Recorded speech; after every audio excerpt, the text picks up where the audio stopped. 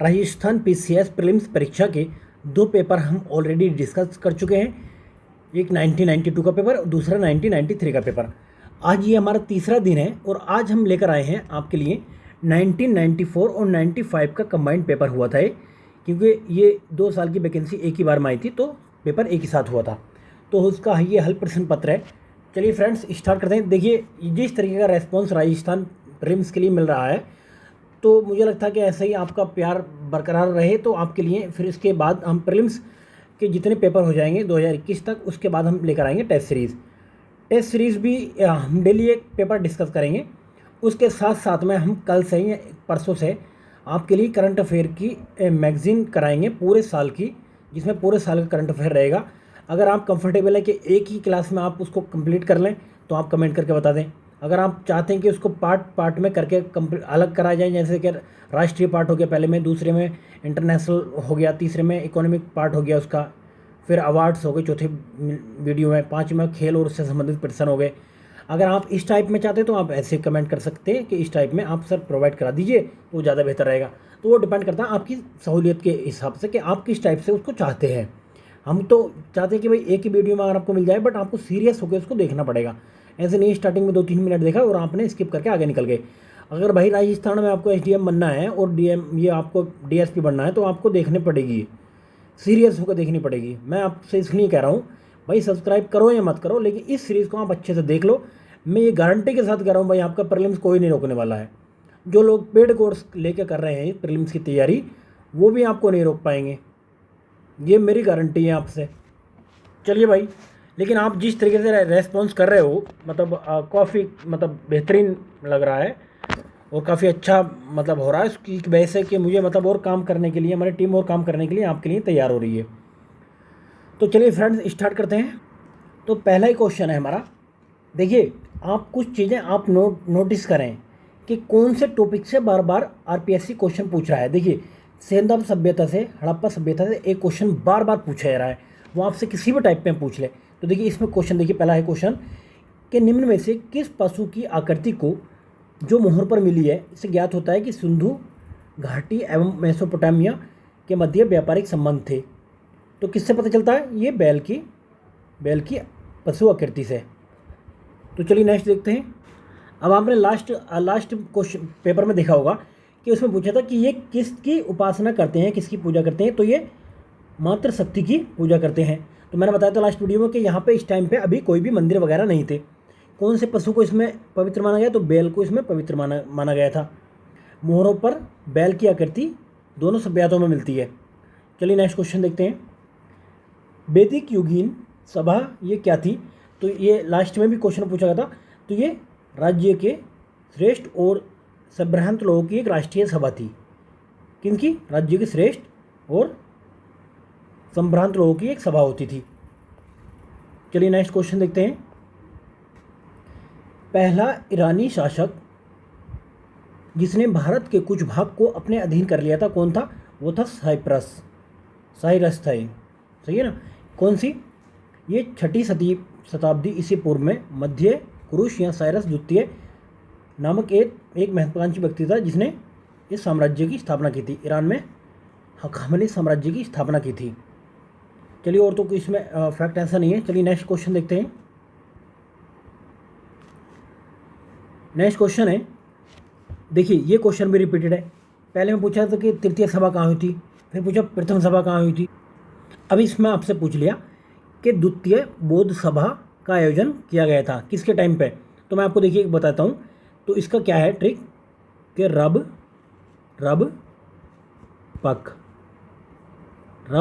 पक और नीचे उसके अक, ठीक है, अक तो लिख ही सकते हो, रब पक, है ना। तो देखिए पहले 2 नाम आपको पता है कि दोनों नाम बड़े बड़े हैं और बाद के दोनों नाम छोटे छोटे हैं। क्लियर है? यहाँ से क्वेश्चन आपको मिल ही जाएगा। देखिए रैसे क्या है? ये है राजगीर, दूसरा बैस है वैशाली। ये हो गया आपका राजगीर, दूसरा हो गया आपका वैशाली, तीसरा हो गया पाटलिपुत्र और चौथा हो गया आपका कश्मीर। ठीक है ना? ये 4 जगह हो गई। अब पहले में आज से देखिए अजात शत्रु बड़ा नाम है ना, इन चारों में आज़ाद शत्रु बड़ा नाम। उसके बाद में काला अशोक, काला शोक। उसके बाद आप देखोगे तो अशोक आ से, फिर कैसे कनिष्क।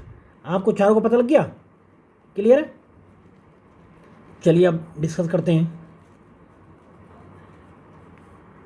अब उसके बाद में कभी कभी आपसे पूछ लेता कि कौन सी डेट में ये हुए थे, तो आपको डेटों को भी पता होना जरूरी है। और ये फिर किसकी अध्यक्षता में हुए थे।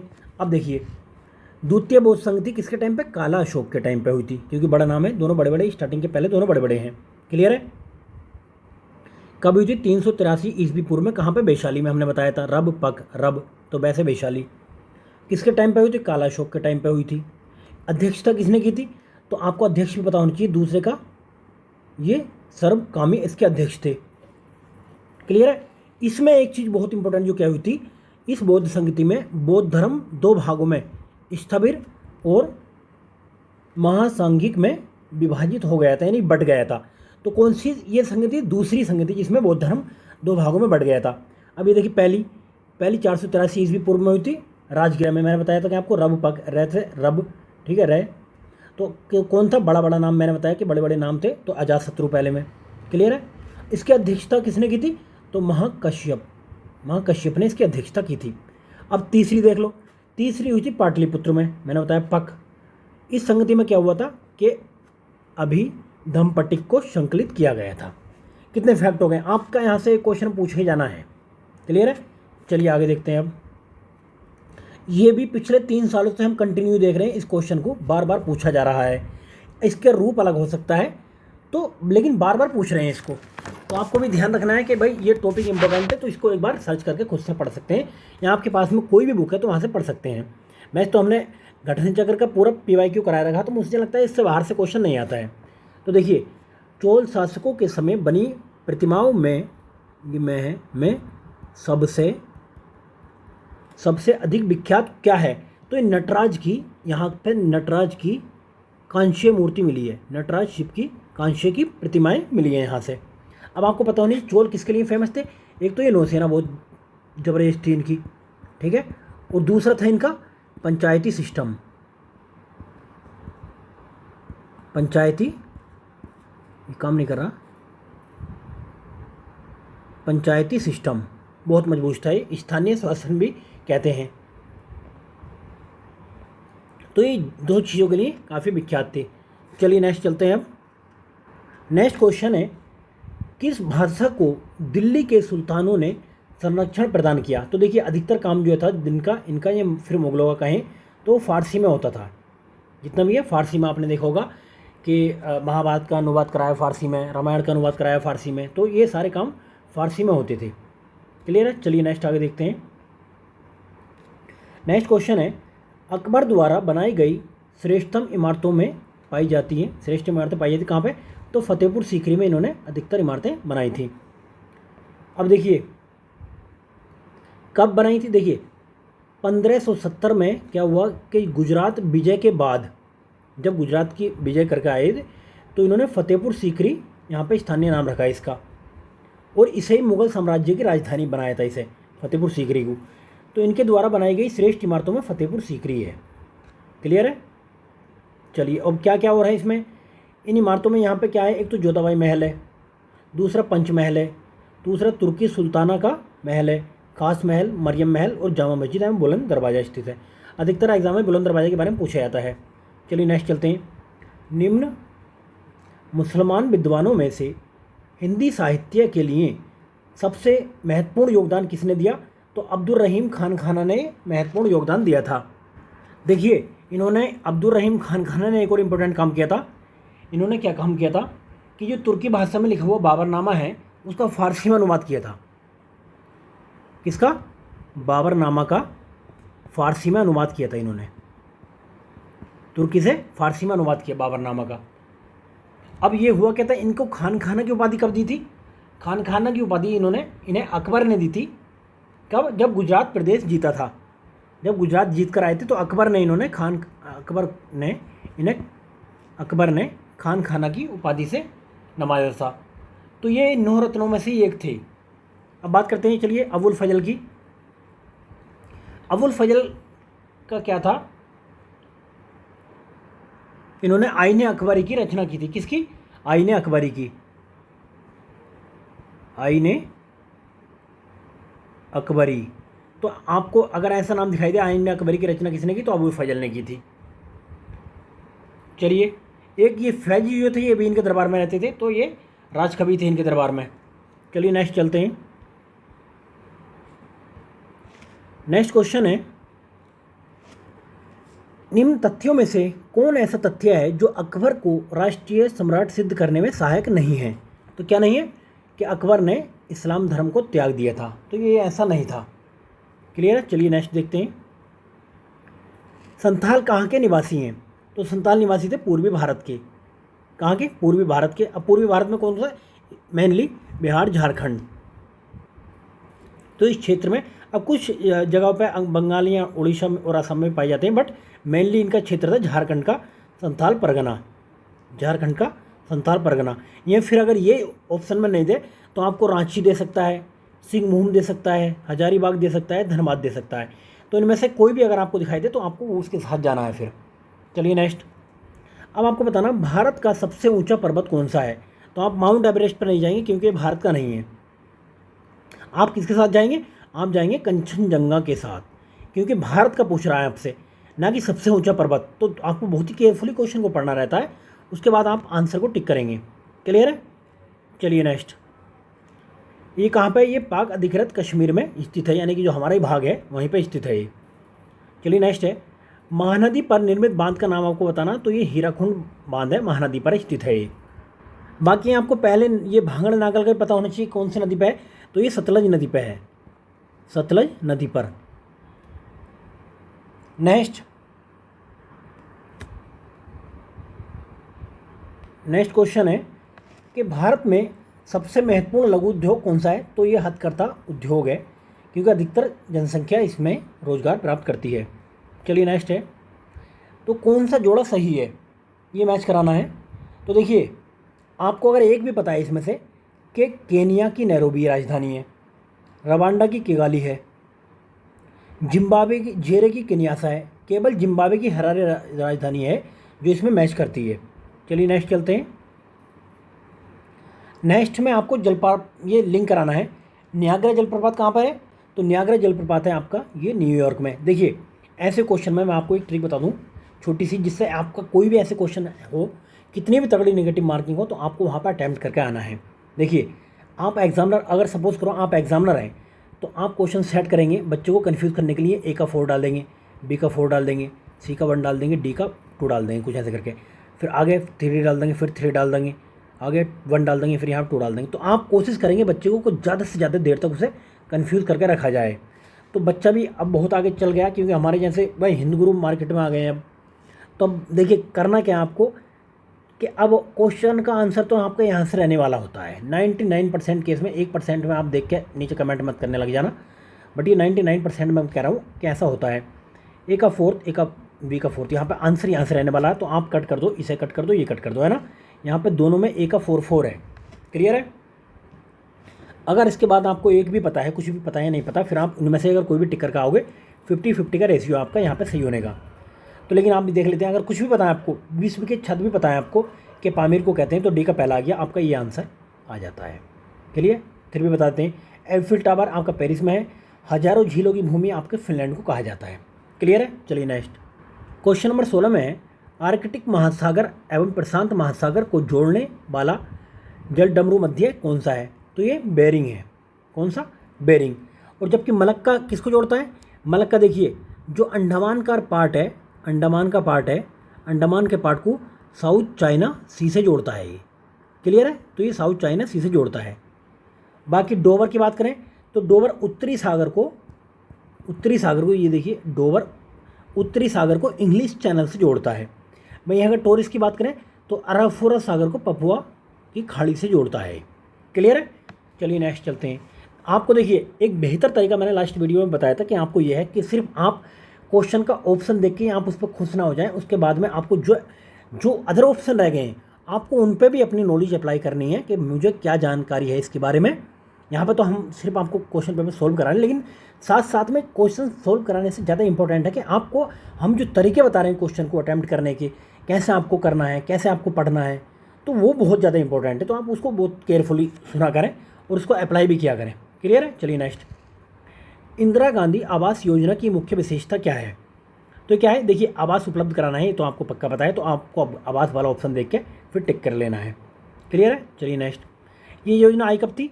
ये देखिए ये आई थी 1985-86 में। पहले किसी और नाम से जानी जाती थी, ग्राम भूमिहीन रोजगार गारंटी कार्यक्रम के नाम से। बाद में नाम चेंज कर दिया गया था।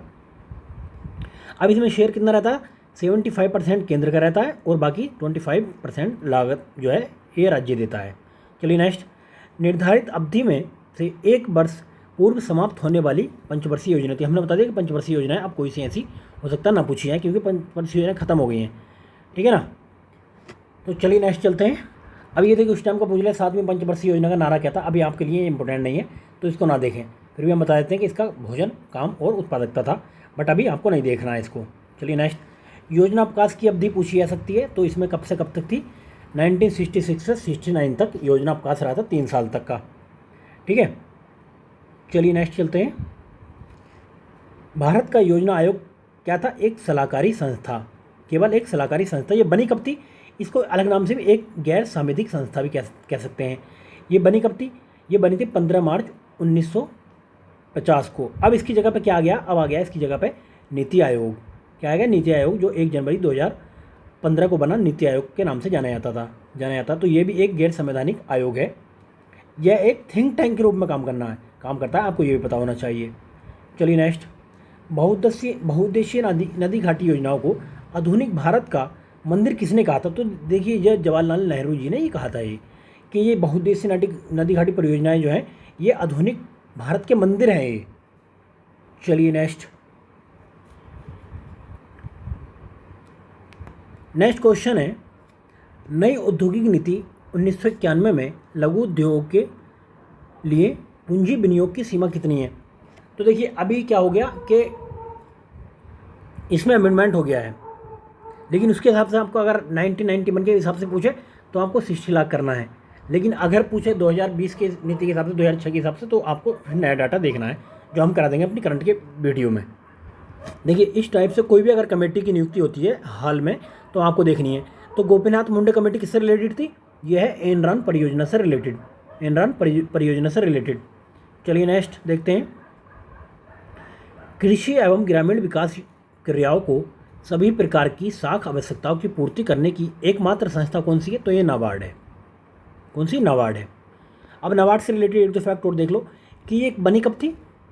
ये बनी थी 12 जुलाई 1982 को। कई जगह ऑर्गेनाइजेशन का सीक्वेंस देता तो उसमें आपसे क्रम से लगवा लेता है, तो आपको ईयर पता होना इसलिए ज़रूरी है। और ये स्टार्टिंग में उसकी पूंजी कितनी थी? 500 करोड़, जो बाद में बढ़ाकर 5000 करोड़ कर दी गई है। चलिए नेक्स्ट, सहकारी साख समितियों का ढांचा है क्या? त्रिस्तरीय होता है। इनका ढांचा त्रिस्तरीय होता है। शीर्ष स्तर पर कौन सी होती है? राज्य सहकारी समिति शीर्ष स्तर पर होती है। इसके बाद केंद्रीय जिला सहकारी समिति होती है। तीसरा प्राथमिक ऋण के लिए जो ग्रामीण स्तर पर कार्य करती है। चलिए नेक्स्ट है, अब यहाँ से विज्ञान के क्वेश्चन स्टार्ट हो जाते हैं। तो देखिए प्रत्यावर्ती धारा किसके लिए उपयुक्त नहीं है? तो किसके लिए? स्टोरेज बैटरी को चार्ज करने के लिए हम इसका प्रयोग नहीं कर सकते हैं। क्लियर है? चलिए नेक्स्ट देखते हैं, क्या मुख्य कारण है कि एक आंख की अपेक्षा 2 आंखों का होना अधिक उपयुक्त है? ये तो उसी पता भी जिसकी एक होती है, उन्हें पता कि जिनकी दोनों होती हैं। भाई आपको इसका धन्यवाद देना चाहिए भगवान का कि हमारी दोनों हैं। भाई जिनकी एक है तो उसके ऐब नहीं बनानी चाहिए आपको, है ना? तो चलिए देखिए, तो इसके कारण से क्या होता है? दूरी और गहराई का एहसास होता है। अब जिनकी एक काम करती है भाई, उसे दूरी का और गहराई का एहसास नहीं होता, जिसकी वजह से कभी कभी वो गिर भी जाते हैं, फिर कुछ और घटना हो जाती है। तो उन पर आपको हंसना नहीं है भाई, तो मतलब फीलिंग को समझना है, कदर करनी है। क्लियर है? चलिए नेक्स्ट चलते हैं, एक मजदूर रेल की पटरी पर कार्य कर रहा था। एक लड़का कुछ दूरी पर अपने कान पटरियों पर रखकर जब मजदूर द्वारा दी जाने वाली हथौड़ी की आवाज़ को सुनता है तो उसे 2 बार आवाज़ सुनाई देती है। इसका कारण क्या है? देखिए जो ठोस वस्तु में है तो उसमें जो है ध्वनि की चाल सर्वत्र से ज़्यादा होती है, तो इसलिए पहले ठोस वस्तु में आ जाती है, उसके बाद में फिर वायु में आती है। तो यानी कि इसका ध्वनि का वेग इस्पात में वायु की अपेक्षा अधिक होता है। क्लियर है? चलिए नेक्स्ट चलते हैं। ये देखिए, ध्वनि की चाल ठोस में सबसे ज़्यादा होती है, द्रव में उससे कम तथा गैसों में सबसे कम होती है। और नेक्स्ट क्वेश्चन है, वाहनों में उत्सर्जित कार्बन मोनोऑक्साइड को कार्बन डाइऑक्साइड में परिवर्तित करने वाली उत्प्रेरक परिवर्तन को की सिरेमिक डिस्क स्तरित होती है किसमें? पैलेडियम में। चलिए नेक्स्ट, फोटोग्राफी प्लेट को विकसित करने में देखिए क्या होता है, विकसित करने वाले घोल में तब तक रखा जाता है जब तक कि समस्त ब्रोमाइड घुल नहीं जाता है। चलिए नेक्स्ट, अब देखिए ये इसको रखते किस चीज़ में है, तो इसको सिल्वर ब्रोमाइड के घोल में तब तक रखा जाता है, क्या में? सिल्वर ब्रोमाइड में। कभी आपसे डायरेक्ट क्वेश्चन पूछ लेता कि कहाँ पर रखते हैं इसको, फोटोग्राफी प्लेट को, तो सिल्वर ब्रोमाइड में रखते हैं हम। चलिए नेक्स्ट है, देखिए हमने दो ये करा रखे हैं, दो वीडियो करा रखी हैं, जिसमें से एक जीव विज्ञान की है यानी कि बायोलॉजी के, दूसरी हमने फिजिक्स की करा रखी है। 2-2 घंटे की वीडियो हैं, घटना चक्र के सारे PYQ हमने सभी स्टेट के कवर किए हुए हैं। आप एक बार उसको जाकर देख लो, प्ले लिस्ट में है वो, घटना चक्र के नाम से। उसको कवर करने के बाद मुझे नहीं लगता साइंस में उन 2 सब्जेक्ट से कोई भी क्वेश्चन छूटेगा। बाकी हम केमिस्ट्री की वीडियो जल्दी लेकर आएंगे उसकी। चलिए नेक्स्ट है, मॉर्फिन किससे प्राप्त होता है?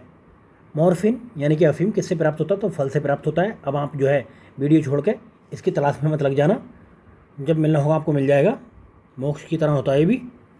चलिए नेक्स्ट है, गलती से रामू किसी इंजेक्शन को अधिक मात्रा में लगा लेता है।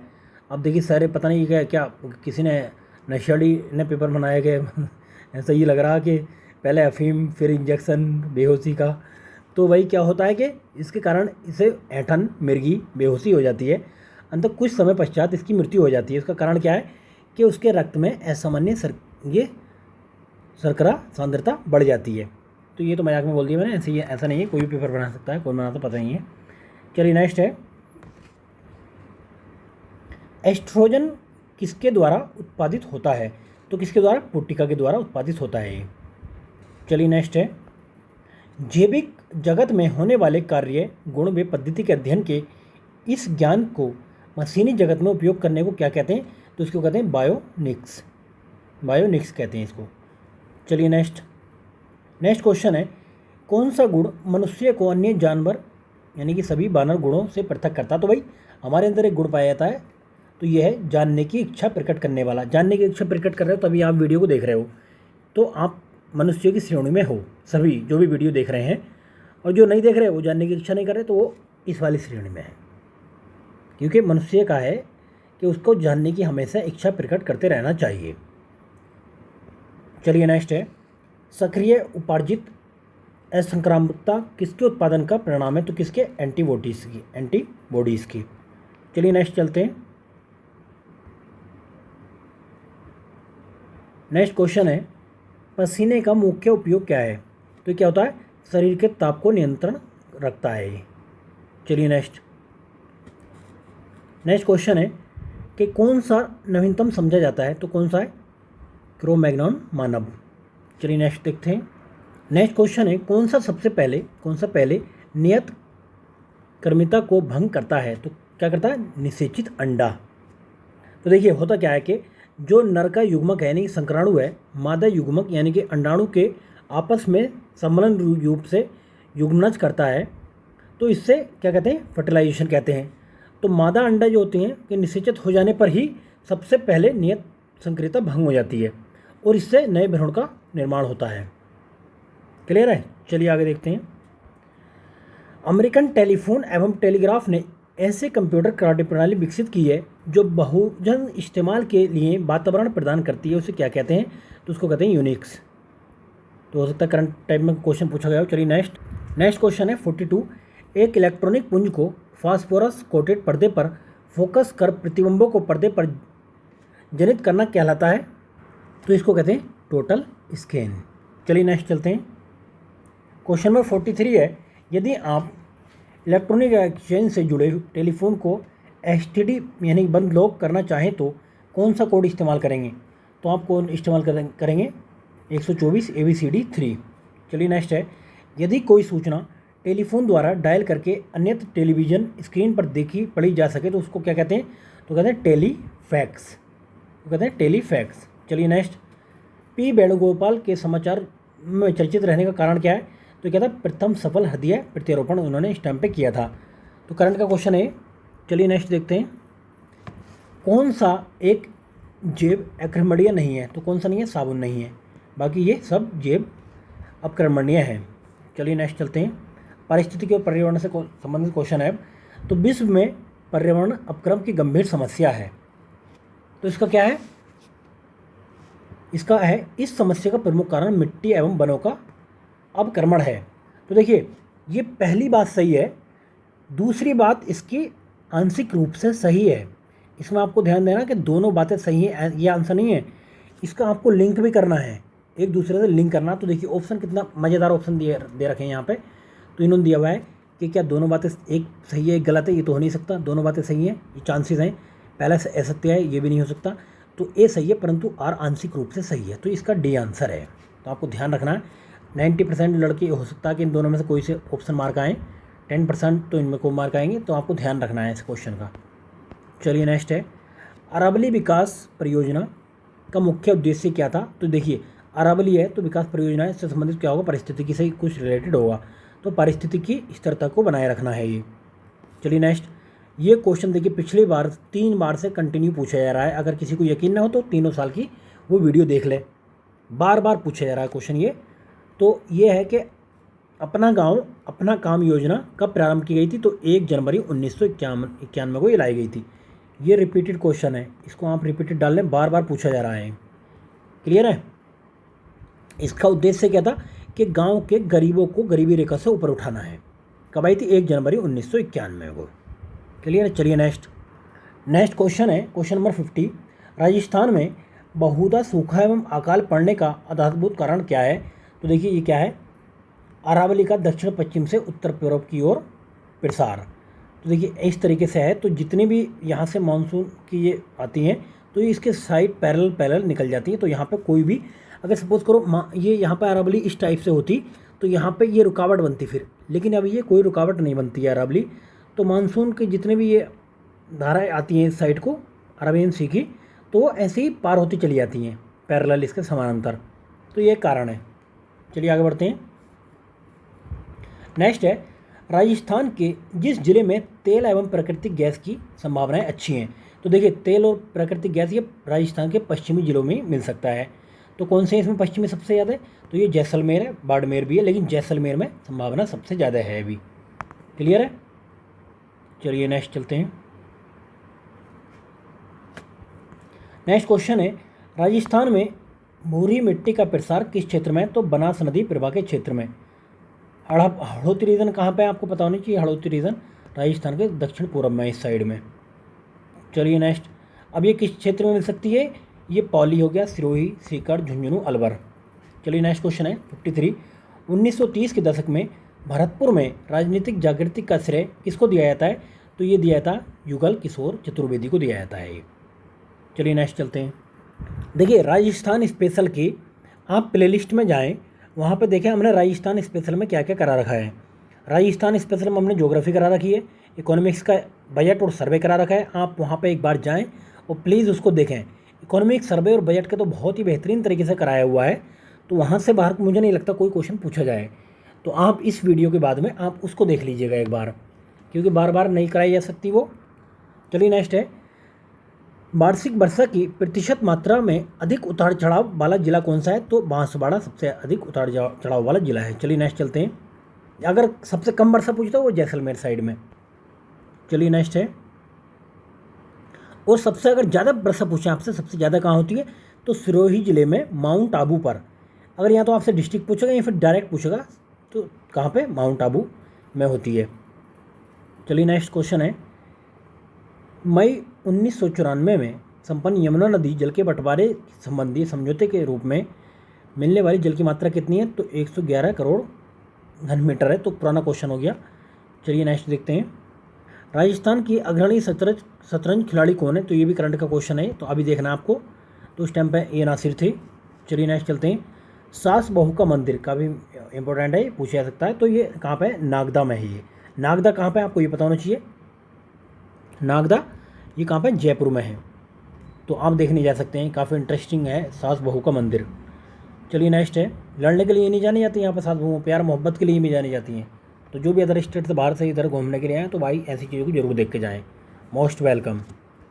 चलिए नेक्स्ट है, राजस्थान के ग्रामीण क्षेत्रों में गरीबी उन्मूलन हेतु सबसे महत्वपूर्ण कार्यक्रम कौन सा था? तो समन्वित ग्रामीण विकास कार्यक्रम। रिपीटेड क्वेश्चन है, अलग अलग उससे पूछा जा रहा लेकिन रिपीटेड है, 2 साल में दोनों बार पूछा गया है, नोट कर सकते हैं आप इसको। तो PYQ देखने का ये मकसद नहीं होता है कि हम सिर्फ PYQ कवर कर लिया टेंशन फ्री। आप देखें कि कौन से टॉपिक से बार बार क्वेश्चन पूछा जा रहा है और कौन से टॉपिक हमें और देखने हैं कहीं से भी जो अभी तक नहीं पढ़े हैं, तो वो टॉपिक कहाँ से हमें देखने कवर करने हैं।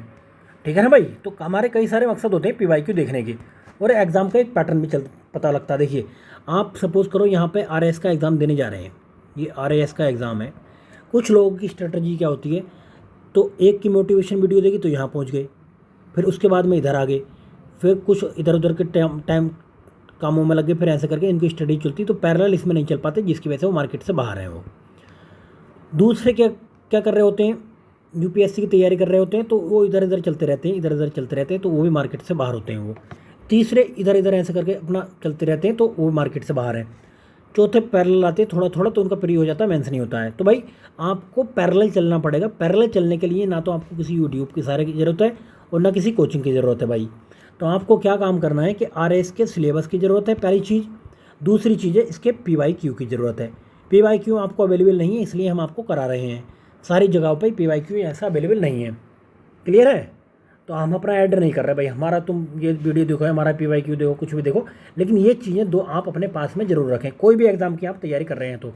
चलिए ज़्यादा लेक्चर हो गया, वीडियो लंबी हो जाएगी, कोई फ़ायदा नहीं होने का। देखिए तो उद्देश्य क्या, ये देखिए कब आया था ये आया था 1978-79 में, फिर उसके बाद में सभी राज्यों में लागू हुआ था 1980 में ये।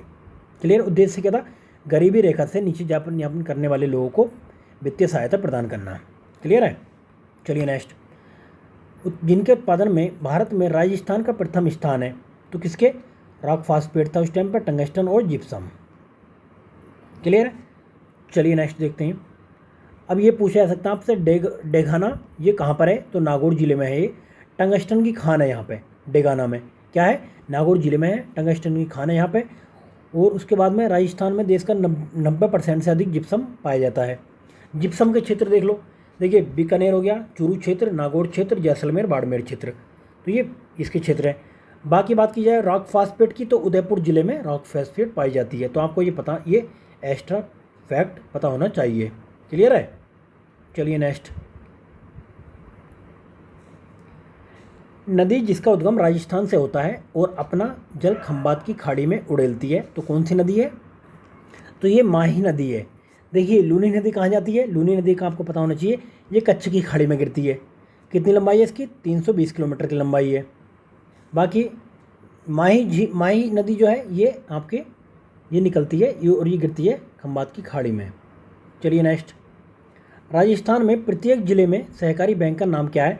तो सहकारी बैंक का नाम होता है प्रत्येक जिले में केंद्रीय सहकारी बैंक। क्लियर है।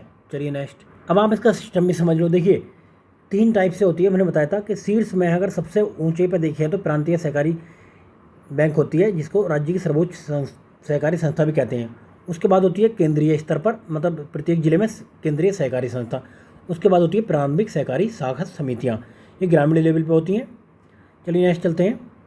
अब ये देखिए आपको मैच करना है कि जवाहर सागर बांध कहाँ पर है? तो पहले कहा गया आपका कोटा, तो कोटा पता है तो आपको एक में ही आंसर आ जाएगा आपको। क्लियर है। और उसके बाद भी आप देखना चाहते हैं तो ये राणा प्रताप सागर ये चित्तौड़गढ़ में है, और ये आपका उसमें उम्मेद सागर ये भीलवाड़ा में है, बजाज सागर ये कहाँ पे? आपका बांसवाड़ा में है। चलिए नेक्स्ट, राज्य स्तरीय मानव अधिकार आयोग की स्थापना जिन राज्यों द्वारा की गई वे है कौन से? तो राजस्थान और पश्चिम बंगाल द्वारा की गई थी उस टाइम पे, अभी तो सब जगह धीरे धीरे हो गए हैं। नेक्स्ट है, बाड़मेर जिले में लिग्नाइट आधारित 1000 मेगावाट शक्ति परियोजना प्रस्तावित है, स्थान कहाँ है? जालिपा। क्लियर है। चलिए नेक्स्ट चलते हैं। अब देखिए ये कौन सा सही है ये बताना, जनगणना 2091 के हिसाब से 1991 के हिसाब से। तो हमने जनगणना की वीडियो आरपीएससी प्लेलिस्ट में डाल रखी है। आरपीएससी प्लेलिस्ट में जनगणना से रिलेटेड कम से कम 200 क्वेश्चन हमने उसमें करा रखे हैं। तो आप प्लेलिस्ट में जाएं आरपीएससी की और वहाँ पर जनगणना वाली वीडियो देख लें। 2011 की हर एंगल से क्वेश्चन जो भी है ना, एक क्वेश्चन भी बाहर नहीं आने का आप, तो प्लीज़ आप वहाँ से इसको देख लें, क्योंकि यहाँ पे बार बार डाटा बताएं तो आपको भी थोड़ा सा है ना वीडियो में ज़्यादा देर तक देखना पड़ जाएगा। तो एक बार में एक टॉपिक यहाँ से कंप्लीट कर लें, फिर बाद में तो एमसीक्यू अटेम्प्ट करें बस। देखिए लिंग अनुपात सबसे ज़्यादा की अगर बात करें तो लिंग अनुपात सबसे ज़्यादा यहाँ पर डूंगरपुर में है, कितना 998 है यहाँ पर। और इनमें धौलपुर में बात करें तो 846 और जालोर में बात करें तो 852 है। तो ऐसा कोई भी क्वेश्चन पूछा जा सकता, तो आप ध्यान रखें। नेक्स्ट है, कौन सा एक जोड़ा सही है? गरीबी रेखा से नीचे जनसंख्या का प्रतिशत अभी हमें देखना 2021-22 के हिसाब से। क्लियर है? तो ये पुराना डाटा हो गया, तो इसमें से कोई हमें इंपॉर्टेंट नहीं है, बट हमें न्यू डाटा देखना है। इसका न्यू डाटा हम देखेंगे इसका। चलिए नेक्स्ट है, प्राकृतिक संसाधनों की प्रकृति एवं उपलब्धता के आधार पर राजस्थान में उद्योग के विकास की सर्वाधिक संभावनाएं हैं, जिसका आधार है क्या? खनिज है। यहाँ पे खनिज बहुत मिलते हैं, जिसकी वजह से ये होता है। चलिए नेक्स्ट, सरकारी तंत्र में संचालित शक्कर का कारखाना स्थित है कहाँ पे? सरकारी तंत्र में। तो कहाँ पे? केशोरायपट्टन में। केशोरायपट्टन में ये है। और ये है कहाँ पे? बूंदी जिले में। कहाँ पे? बूंदी जिले में है ये। चलिए नेक्स्ट चलते हैं। अब देखिए आरपीएससी को पंचवर्षीय योजनाओं से इतना प्यार मोहब्बत थी कि 3-4 क्वेश्चन यहाँ से पूछ लिए जाते थे। अभी पूछ रहा है कि राजस्थान की 8वीं पंचवर्षीय योजना में जिस खंडीय मद में सबसे अधिक प्रतिशत धन निर्धारित किया गया है, तो ये करंट का क्वेश्चन था उस टाइम पे। अभी करंट पढ़ने से कोई फायदा नहीं है। क्लियर है? चलिए आगे देखते हैं। नेक्स्ट क्वेश्चन है, राजस्थान के पश्चिमी मरुस्थलीय जिलों में आजकल भरपूर खाद्यान्न फसलें उत्पन्न होती हैं। तो आपको सबको पता होगा कि यहाँ पे इंदिरा गांधी नहर से पानी उपलब्ध करा दिया गया है। तो जैसलमेर एवं बाड़मेर जिलों में सिंचाई सुविधा प्रदान की गई है। तो ए सही है और इसका कारण भी सही है। क्लियर है? चलिए नेक्स्ट चलते हैं। अब देखिए इसकी लंबाई देख लेते हैं नहर की कहाँ पे। पंजाब में अगर नहर की लंबाई की बात करें तो 132 किलोमीटर है। राजस्थान में कितनी लंबाई है ये पूछी जा सकती है। 470 किलोमीटर इसकी लंबाई है राजस्थान में। कौन कौन से जिले में जाती है? बीकानेर, जैसलमेर, बाड़मेर, श्रीगंगानगर जिले में ये जाती है। मीणा का अर्थ क्या है? देखिए मीणा दो होते हैं यहाँ पे राजस्थान में, एक तो उच्च वाली मीणा और एक निम्न मीणा। तो मीणा का अर्थ होता है यहाँ पे बताया गया मछली अर्थ है। तो आपको बड़ा ही इंटरेस्टिंग लगेगा। देखिए हमें भी पहली बार पता लगा था, बहुत ही इंटरेस्टिंग लगा था पढ़ने में, फिर पढ़ा अच्छे से। तो देखिए मीणा का शब्द आपको पता लग गया मछली है। तो कहाँ पे पता लगा ये मीणा जनजाति का संबंध भगवान के मत्स्य अवतार से है। किससे? मत्स्य अवतार से है। मीणा जनजाति मुख्यतः 2 वर्ग में, पहला वर्ग जो था ना इनका, तो पहला वर्ग है जमींदारों का और दूसरा वर्ग है चौकीदारों का। तो अब ये दोनों इंटरेस्टिंग ये है कि दोनों आपस में रिश्ते नहीं करते हैं। तो पहला जो है ये उत्तर पूर्व के मीणा अपने उच्च कुल का और दक्षिणी के मीणा निम्न कुल के माने जाते हैं। जो उत्तर पूर्व के हैं वो क्लेम करते हैं कि हम उच्च कुल के हैं, और जो दक्षिण पूर्व के हैं इधर के जो हैं तो ये निम्न कुल के बोलते हैं। अब दोनों में खान विवाह और खाने पीने का विवाह में आदि में कोई संबंध नहीं है इनमें। क्लियर है? अब उच्च वर्ग के जो मीणा है, उच्च मीणा वर्ग, ये आमेर, अजमेर और इनके निकटवर्ती क्षेत्रों में निवास करते हैं। कहाँ पे? उच्च वर्ग वाले जयपुर के आसपास में निवेश करते हैं। और जो निम्न मीणा वर्ग है उदयपुर, कोटा, बूंदी, चित्तौड़गढ़ में रहते हैं। अब समझ में आ गया आपको दोनों। लेकिन इनमें एक प्रथा बहुत ही प्रचलित है कि किसी भी उम्र में गोद को लिया जा सकता है इनमें, आप मतलब एक दूसरे का नहीं, आप आपस में ही। और राजस्थान में सर्वाधिक संख्या में पाई जाने वाली जनजाति है। चलिए नेक्स्ट चलते हैं। अब देखिए करंट अफेयर का क्वेश्चन है। अब हम आपको यहाँ पे बता दें, करंट अफेयर हम यहाँ पे इतना डिस्कस करेंगे कि कोई भी क्वेश्चन आपका करंट अफेयर का इससे बाहर नहीं जाएगा। आपको वेट करना है सिर्फ 2 दिन का, क्योंकि हम घटना चक्र की दृष्टि मैगजीन को डिस्कस करेंगे जो फेमस है अपनी आँख के लिए। तो ये मैगजीन ऐसी मैगजीन आती है तो जिससे बाहर कोई भी क्वेश्चन किसी भी एग्जाम में, मुझे नहीं लगता कि हमें कोई यहाँ पे कोई एडवर्टाइजमेंट करने का पैसे नहीं दे रहा, बट ये हम बता रहे हैं कि ये मैगजीन बहुत ही बेहतरीन है। तो हम यहाँ पर डिस्कस करेंगे। अभी हो सकता है आप लोगों तक अवेलेबल ना होए, लेकिन कल से आपको इसका लेक्चर मिलना स्टार्ट हो जाएगा। 3 से 4 दिन में हम इसको पूरी को डिस्कस कर देंगे। क्लियर है? इसमें एक एक क्वेश्चन आपका कवर हो जाएगा, कुछ भी बाहर नहीं जाएगा।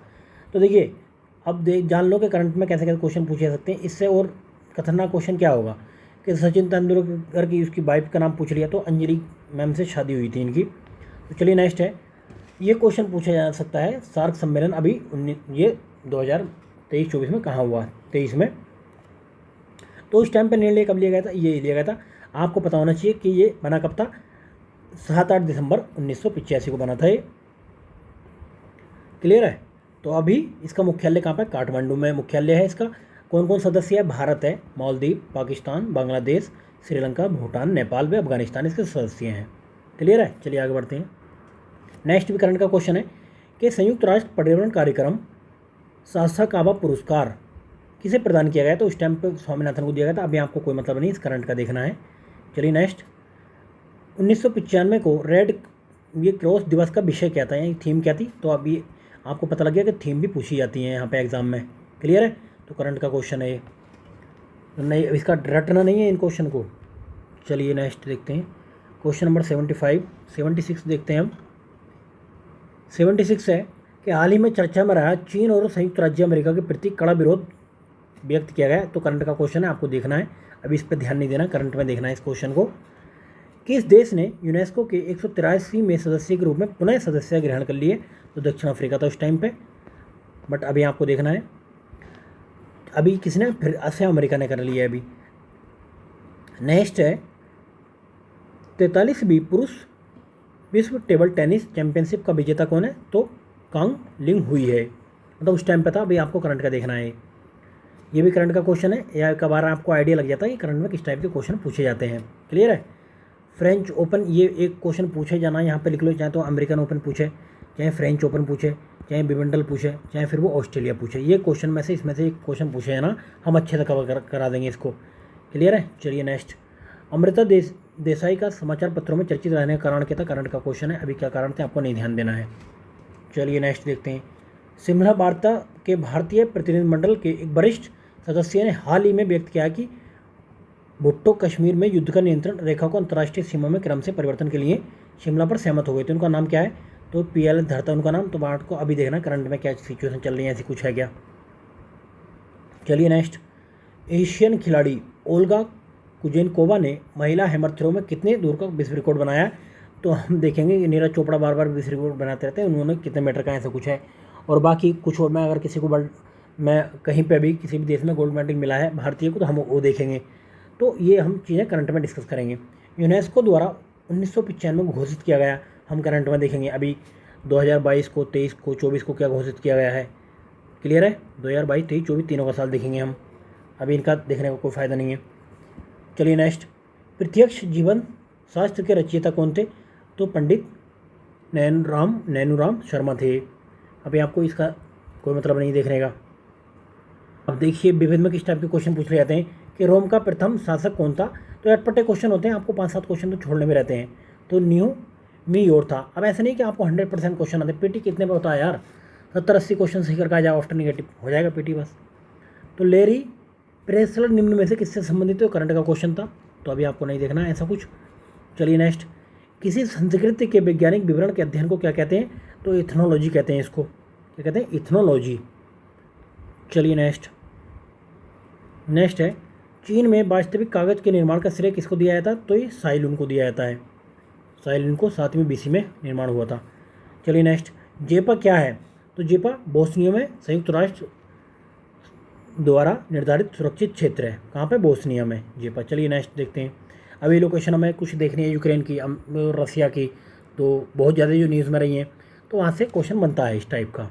चलिए नेक्स्ट, जल स्वच्छीकरण हेतु फ्रांस में विकसित नैनो फिल्ट्रेशन तकनीक में जल विशेष झिल्ली से छाना जाता है, तो जिसका रंध्राकार होता है कितना, 10 एंगस्ट्रॉम। चलिए नेक्स्ट चल, अब इसमें देखिए कौन सा जोड़ा सही सुमेलित है, तो मणिक्कर, ये पाकिस्तानी पेपर्स निकालते हैं, है ना। तो नेक्स्ट है, ईसाई संत पशु पक्षियों के प्रेम के लिए विख्यात हैं, कौन से, असीस के संत फ्रांसिस। चलिए नेक्स्ट चलते हैं, प्लानिंग एंड पुअर नामक शीर्षक पुस्तक के रचयिता कौन थे, तो BS मिन्हास थे। और गुन्नार मॉडल ने एशियन ड्रामा तथा चैलेंज ऑफ वर्ल्ड पॉवर्टी नामक पुस्तक रचना की है। चलिए नेक्स्ट चलते हैं, शरण रानी को किस क्षेत्र में ख्याति प्राप्त है, वह है कौन से, तो संगीत, ऐसा कुछ क्वेश्चन पूछ लिया जाता है। जियांग जेमिन क्या है, तो ये क्या है, जनवादी चीन के अध्यक्ष प्रेसिडेंट थे। ग्रैंड स्लैम किससे कैसे संबंधित है, लॉन टेनिस से, बार बार पूछा जाता है, कोई भी किसी भी क्वेश्चन से पूछा जा सकता है। अभी हमने देखिए अभी हमने बताया था कि ऑस्ट्रेलिया ओपन से, फ्रेंच ओपन से, विंबलडन से या यूएस ओपन से कोई ना कोई क्वेश्चन रहता तो ये पूछा जा सकता है। यहाँ से 2 क्वेश्चन पूछ लिए गए हैं। पूर्ण जागरण संस्कृति का इटली में प्रारंभ करने का कारण क्या था? तो विचारों को व्यक्त करने की स्वतंत्रता थी ये। चलिए नेक्स्ट चलते हैं। 99 क्वेश्चन, इतिहास के पिता की पदवी मतलब किसको कहते हैं? इतिहास का पिता तो हेरोडोटस को कहते हैं। किसको? हेरोडोटस को कहते हैं। चलिए नेक्स्ट है, लास्ट क्वेश्चन है, पूर्वी रोमन शासक कौन? जस्टिनियन का सबसे महत्वपूर्ण योगदान किस क्षेत्र में था? तो विधि के क्षेत्र में था इनका सबसे महत्वपूर्ण योगदान। तो देखिए फ्रेंड्स, ये हमारा तीसरा टेस्ट, ये क्वेश्चन ये डिस्कस हुआ है आरपीएससी का प्रीलिम्स पेपर 94 और 95 का कंबाइंड पेपर हुआ था ये। तो ऐसे ही हम डेली एक पेपर आपके लिए लाएंगे। आप कुछ भी कहीं से पढ़ लें, एटलीस्ट आपको एक पेपर डेली करना ही है सोल्व। आप इसको 2 बार देखें, 3 बार देख लें, लेकिन आपका पीटी देखिए, पीटी आपका तब होता है जब ये आप जो इजी क्वेश्चन है, इजी क्वेश्चन को आप गलत ना करें। आपका पीटी तब नहीं होता जब आप हार्ड या मॉडरेट क्वेश्चनों को आप टिक करके आएँ, सही आका आएँ, तब आपका पीटी नहीं होता है। ये करीब 10 से 15 रहते हैं। तो ये आपको इसमें से जरूरी नहीं कि 15 के 15 आए, 10 आएंगे। तो आप ये ना सोचो कि मैंने सारे अच्छे क्वेश्चन, तगड़े वाले क्वेश्चन मैंने अटैम्प्ट कर दिए, मेरा पीटी पक्का है। आपने अगर इजी क्वेश्चन 10 से 15 गलत कर दिए तो आपने ब्लेंडर कर दिया। क्योंकि मार्केट में जो 5 से 6 लाख की भीड़ है, उनमें से 20 से 30 हज़ार सीरियस कैंडिडेट होते हैं हर एग्ज़ाम में। ये कैंडिडेट जो इजी क्वेश्चन है, उन क्वेश्चनों को किसी भी हाल में गलत नहीं करते हैं। ये कोई भी छोटी छोटी मिस्टेक ही नहीं करते हैं जिससे क्या वो पीटी से, मार्केट से शॉर्ट हों। क्लियर है? तो आपको इन क्वेश्चनों को इतना रटना है, इतना रटना। भाई सीधी सी बात है, पीटी निकालने का एकमात्र सबक है रटना। ठीक है? रटने का मतलब है कि आप कोई भी भाई पीटी का क्वेश्चन प्रीलिम्स का गलत ना करें, प्रीवियस ईयर पेपर वाला। दूसरा करंट का गलत ना करें। और मैं गारंटी ले रहा हूँ कि आपका पीटी ईजिली क्वालिफाई हो जाएगा। क्लियर है? चलिए फ्रेंड्स, वीडियो देखने के लिए बहुत बहुत धन्यवाद। और भाई आपका जो प्यार मिला है इतना, बहुत सारे लोग चैनल को सब्सक्राइब कर रहे हैं अपना समझकर, और ये अपना ही है क्योंकि इसमें जितने भी लोग हैं वो सारे बिना पैसे के काम कर रहे हैं। और इनका मतलब जहाँ से भी अलग अलग से इनको सैलरी मिल रही है, अलग अलग भी काम कर रहे हैं, लेकिन हमारे साथ में जो कंटेंट वगैरह तैयार करके दे रहे हैं, कहीं से कुछ दे रहे हैं, कुछ भी दे रहे हैं, उनका जीरो भी कंट्रीब्यूशन है ना, तो वो फ्री में है। वो मतलब सलाह ही दे रहे हैं ना, तो वो फ्री में दे रहे हैं। वो कुछ भी, किसी का कोई भी नहीं है इसमें, है ना। तो सारे लोग अभी आपके लिए सब कुछ फ्री में प्रोवाइड करा रहे हैं। तो आपका भी ये है कि भाई आप भी चैनल को सब्सक्राइब करें और लोगों को शेयर करें, जिस तरीके से अभी कर रहे हैं आप। चलिए फ्रेंड्स, बहुत बहुत धन्यवाद आपका।